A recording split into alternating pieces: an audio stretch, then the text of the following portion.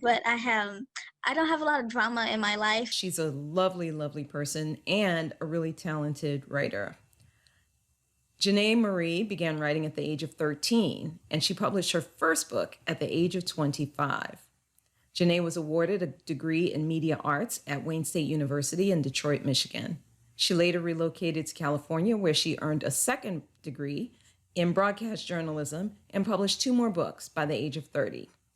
Janae Marie is the author of 4 books: Flirting with Temptations, Daddy's Home, Double Take, and Besties. Her 5th book, Sleeping with the Enemy, is due out in December of 2020.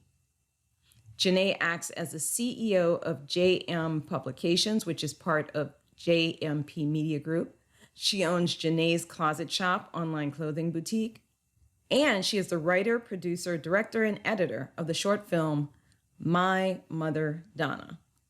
So I'd like to welcome Janae Marie to Somewhere in the Middle with Michele Barad.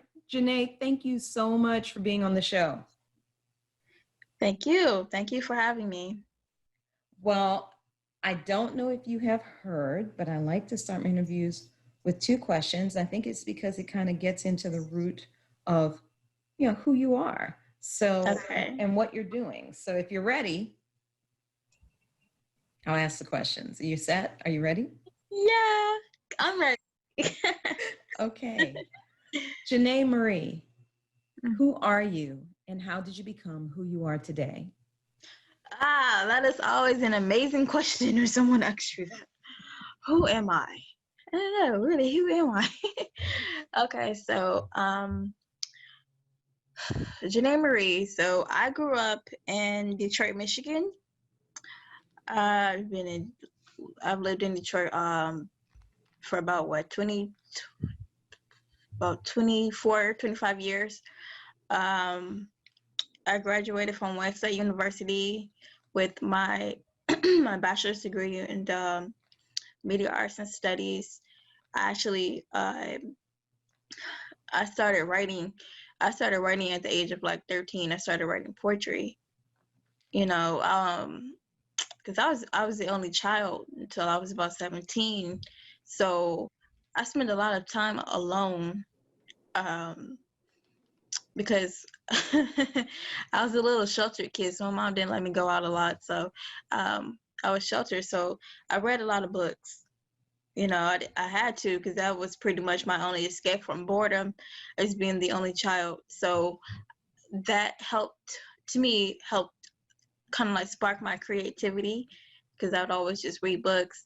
I had to read like Goosebumps books, Babysitter's Club books, and then as I became a teenager, I fell in love with urban fiction. So that if anyone asks me what my favorite genre of fiction is, would be urban fiction, because that's what I grew up reading. I read like True to the Game, Bad Girls, Fly Girl, Coldest Winter Ever. So to me, reading a lot as a child is kind of like what sparked my creativity. And I wrote and published my first book at the age of 25, Flirting with Temptations. And then I kept going. So in December, this will be my 5th published book this year. And I'm very proud of that. Wow. So what is it that motivates you to write? Man, oh my God. Besides just like my overall passion for writing is because I have a very, I don't want to say a mundane life, but but I don't have a lot of drama in my life.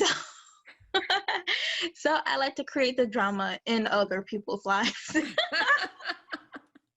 That's funny. Yeah, so I don't have a backstabbing friend, or I've never had to sell my body for money, but Right.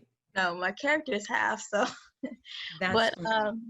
yeah. So I just like to, create an alternate universe, basically, because that's kind of how I grew up. It's like having to kind of escape from reality because I was always the only child and I was bored. So I just, you know, that's kind of like my passion, you know, just to kind of like create these alternate realities.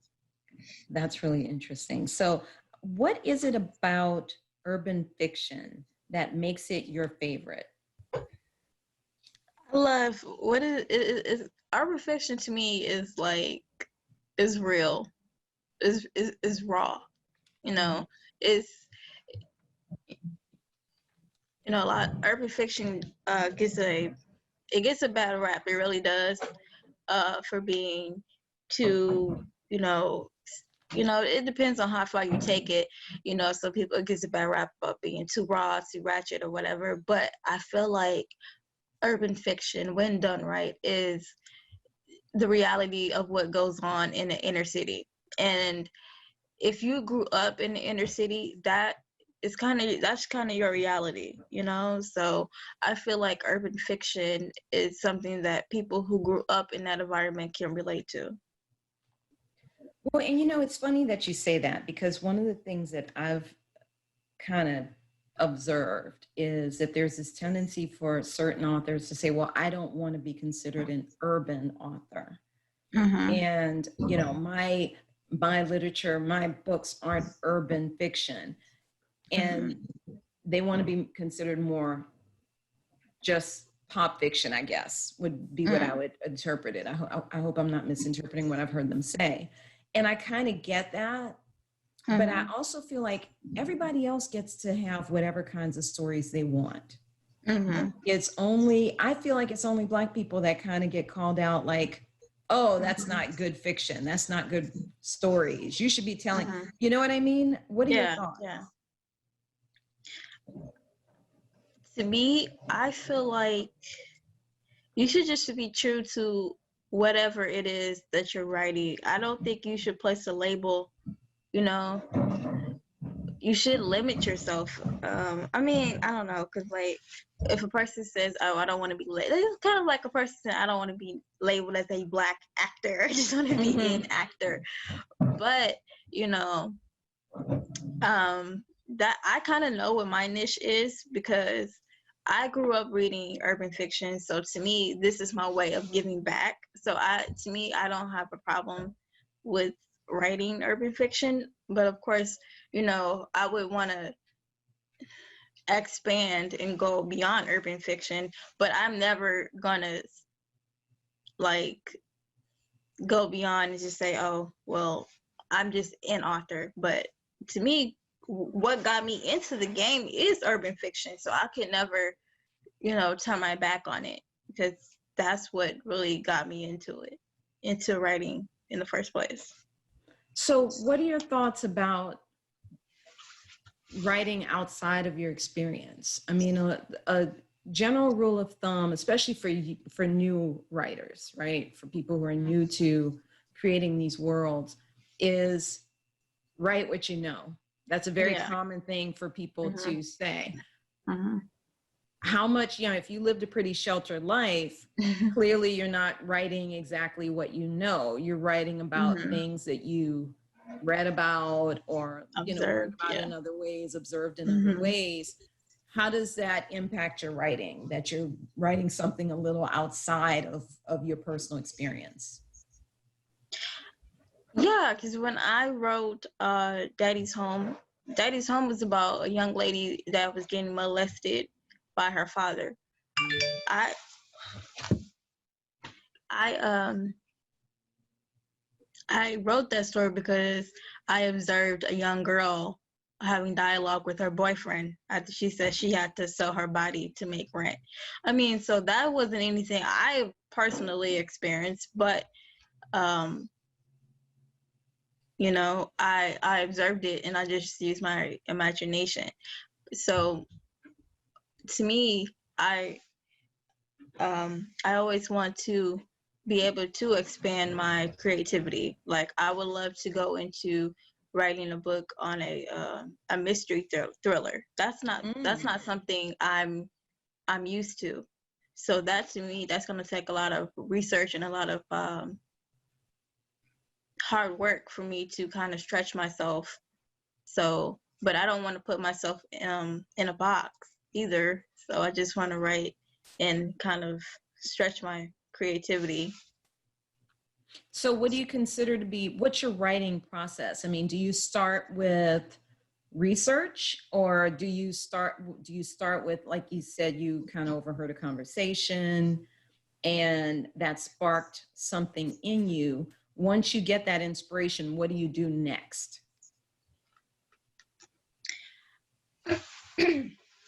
So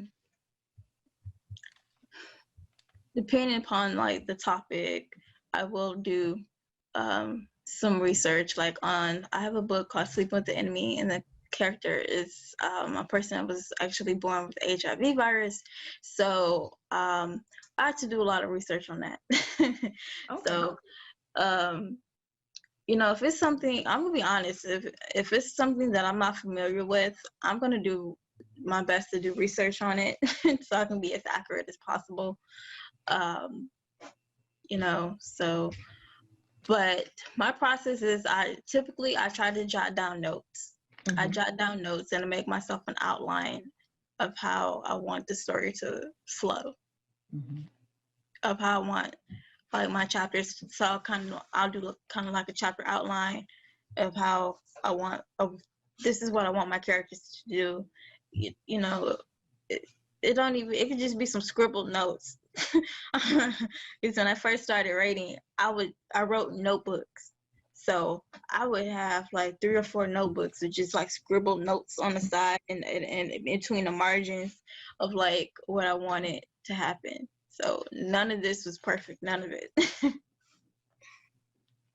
So you jot your notes, you do your research, you're obviously not, I don't know if you've heard the term pantser versus planner that they talk about. If anybody does NaNoWriMo, Mm-hmm. they've heard that phrase, or that question, are you a pantser or are you a planner? It sounds like you're more of a planner. Well, I try to be. I try to jot down my notes because if I don't, I'll probably forget. Well, yeah, and that's what the planners say, is like, it helps me to stay on track. If I do you ever find that during your writing process, maybe you do get off track a little bit and then you're like, Ooh. oh wait, I ended up over here, I need to go back. Is that something that happens? That happens a lot. Yeah, you relate. Wait. So I wanted to go this way. Yeah, because when I was writing Sleeping with the Enemy, I had writer's block for about 2 years. So Wow.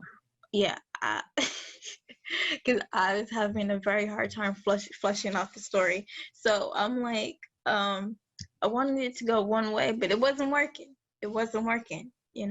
So yeah, I did find myself going another way. You know. And what You gotta happened? go with what works. Well, that's my question. So Yeah. you found yourself going the other way. Was that way working for you? Or did you say, no, I've got to go back to my original plan? What was happening there?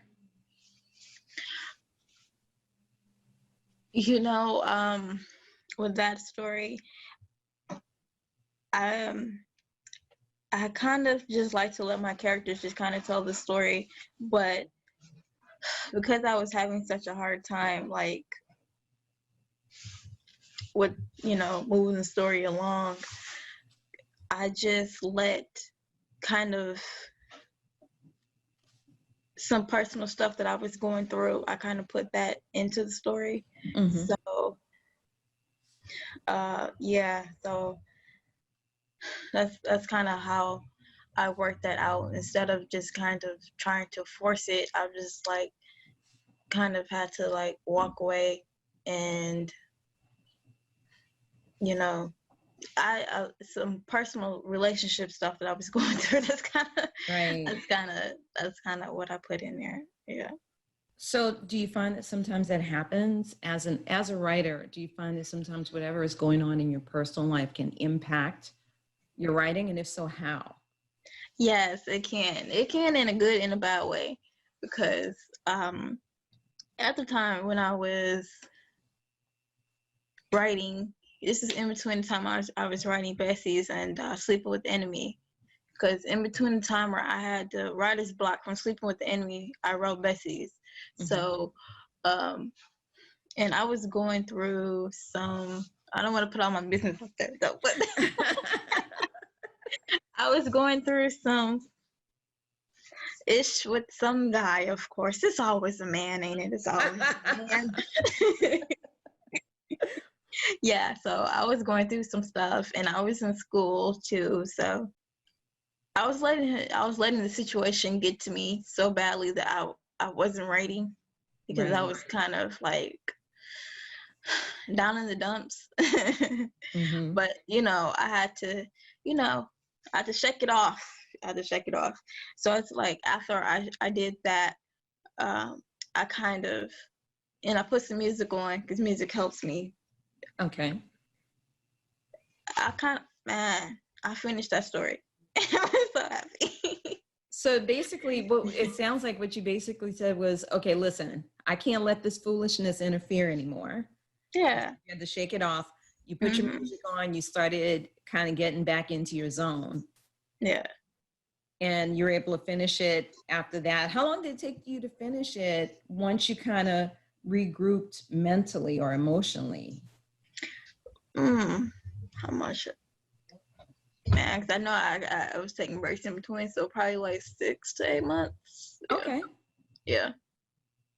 Which I think is good since I had like a 2 year uh writer's block. Right, right. Well, and I think that that happens not just with writing, right? We let Yeah. our personal lives sometimes interfere with other things that we're doing, or Hmm. trying to do for ourselves. It makes it much more difficult to perform well on our jobs or Yeah. our businesses or what have you. Yeah. So do you think that it's because you decided to kind of deal with it a little bit? I'm assuming that's kind of what happened in your writing. As you included that, you were kind of dealing with it as well. Yeah. So in a way, it did help, kind of help me to it was kind of therapeutic in a way. So I'm just like, well, I can't kill you in real life, but I can kill you in the story. So, you know, that's how it is. I'm just like, well, you know what? You piss me off. I'm gonna kill you in the story. So, There you ha go. to you. So it's like And you then, being able to deal with those emotions, including the anger. yeah. How Hmm. do you think that that impacts women in particular? I'm curious. Do you feel that maybe, I don't know, I end up feeling sometimes like women are not, and Black women in particular, we have to be careful about expressing our anger because then you're this typical angry Black woman, you Yeah. know. And Label. so do you find that writing is cathartic, but from that perspective as well? Like you can really kind of explore those emotions that if you express in public or even just in your own life, sometimes you get played for having them or expressing them. Yes, the world beats down Black women. I don't know why, for expressing ourselves and having an attitude, but those same, women of other cultures, they are deemed to be strong. I do not understand why, you know. Yeah. I think it's bias. I think it's a load of crap. Um, yeah, so what are we supposed to be, weak and docile all the time? No, no, we're not. So writing to me is just an outlet because you have to get it out because to me if you keep that stuff bottled in then it and it, into your mind and then you end up with depression. That's how a lot of people enter with mental health problems and that leads to a lot of things. And yeah, so I mean if writing is a positive outlet for people to get out their anger, their frustrations, their sadness, or whatever, I think that they should do that. And that's what I do. I do that a lot. Even if I'm not writing a story, I'll still write out my emotions or my feelings. Like I'll just write on my laptop or write in a journal. Yeah, Like, I think like that's the best great. way for me to get stuff off my chest, or I'll go Okay. crazy. Well, yeah, I mean, because you're just holding all that. And I Yeah. personally believe that you hold all that emotion and it actually will make you physically sick as well, not just mentally. Um, Yeah, and you know what? I think Black people, we Black people, we need to go see therapists. We do. They always like therapy is like taboo, but I say this to say, because my father committed suicide when I was a very, very, very, very young.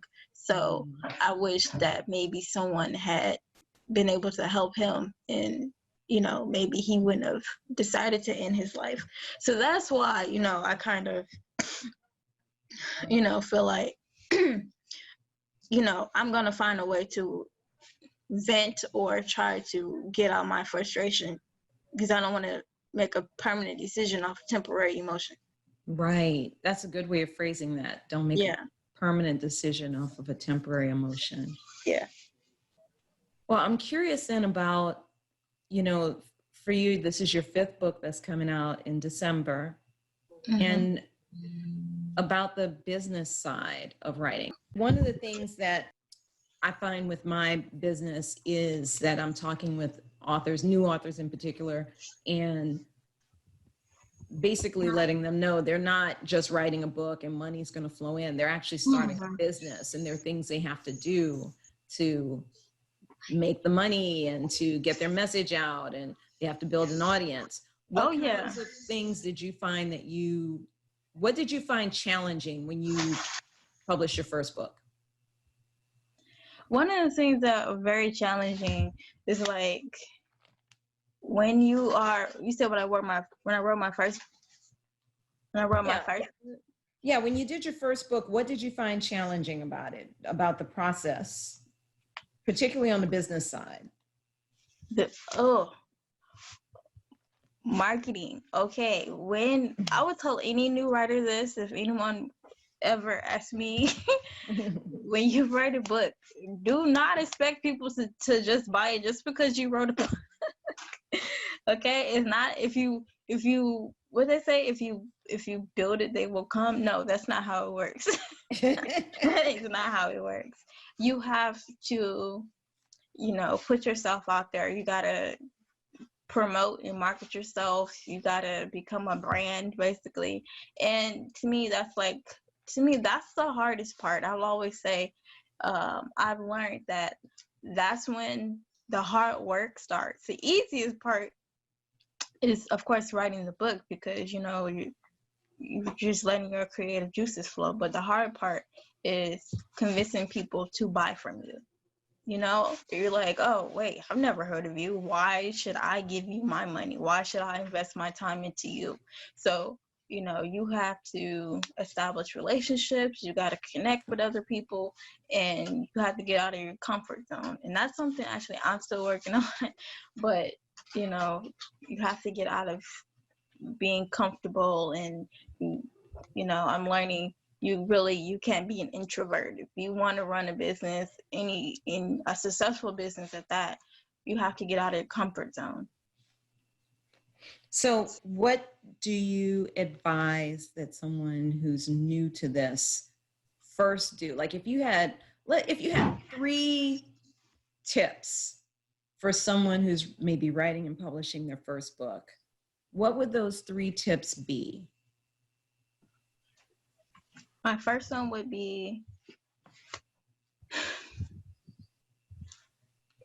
do not don't expect, just don't expect people just to come to you just because you wrote the book. So, and just get out your comfort zone, and you got to go up to people and talk to people. You got to be willing to uh, get a lot of get a lot more no's than yeses in the beginning. Okay. That will happen. You will get a lot of no's before yeses, because when you're new, people, they're very kind of hesitant um, to kind of invest in you, but that's fine. and you have to be able to accept rejection. It's gonna happen, but you will also get a lot more yeses. You know, you're just gonna have to network with people, whether that's other writers, other publishers, and going to unconventional places to sell your book, such as like a gas station, a dollar store, a grocery store, a beauty supply store, or be like a hair salon, a barbershop. It's true, right? I've been to these places. Like, you know, I've been to these places. So, you know, you know, you just have to kind of like, don't be afraid to put yourself out there. Yes, I would say that. Do not be afraid to put yourself out there, because that's kind of like the only way people will know about you. You know, you can't be scared. And to also have thick skin, you know, because you might get a review that you might not be too happy about. It happens. It happens to all authors. You know, it happens to entertainers as well. So, you know, you just gotta be able to, you know, roll with the punches, so to speak. Well, actually, I heard 4 tips there. I heard, don't expect people to just come and buy your book just because you wrote it. Mm-hmm. I heard that you're going to get more no's in the beginning. So just be prepared. It just takes time for people to get to know you. They may be reluctant at first. Yeah. You've got to network and maybe go to unconventional places to sell your book sometimes. Yes. Don't be afraid to put yourself out there. And lastly, have a thick skin. You know, you've got to develop that thick skin. Not what I heard you saying was, if I may interpret, not everything is for everybody. So just because your book isn't for a particular person doesn't mean it's anything against you personally. Did I hear that right? Yes. Yeah. So have a thick skin. I think that's awesome advice, especially for new authors who are coming into the game and they're challenged here and there. Yeah, and also I want to add, do not be upset when you find out that your family and friends may not want to support you, but strangers will, because that may happen. Most of the time, your support will come from people that do not know you. So. And that's true in business in general, not just in writing. One of the things that I observe, you know, I've observed in my own life is that part of the reason for that, I believe, and I've heard someone say this in the past, is that they knew you when. So they knew you when you were young, when you were stupid, when you made lots of mistakes. And so when you go into these other things, they don't always have that confidence in you. And also there's the aspect that starting a business, and I'm gonna say it again, if you're writing a book, you are starting a business, y'all. Yeah. Whether you know it or not. Starting a business is hard. If it wasn't hard, everybody would do it.